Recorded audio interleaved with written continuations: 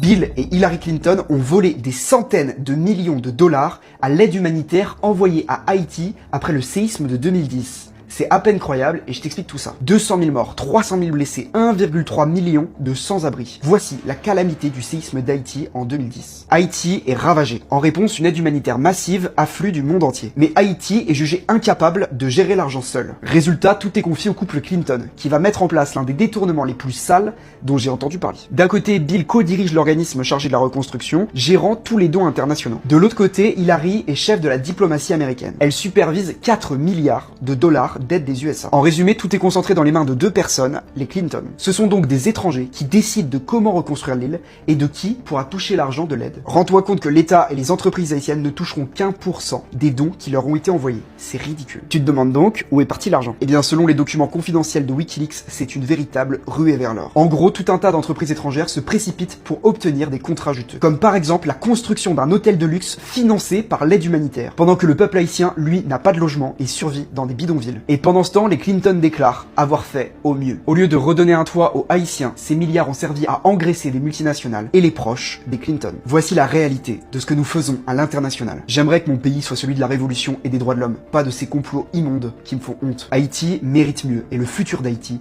ne doit appartenir qu'aux Haïtiens. À mes camarades haïtiens, je suis de tout cœur avec vous et ça changera pas grand chose. Vive la révolution haïtienne, vive une Haïti libre et comme disait Dessalines, jurons de combattre jusqu'au dernier soupir pour l'indépendance de notre pays. Pense à t'abonner, à liker et à demain.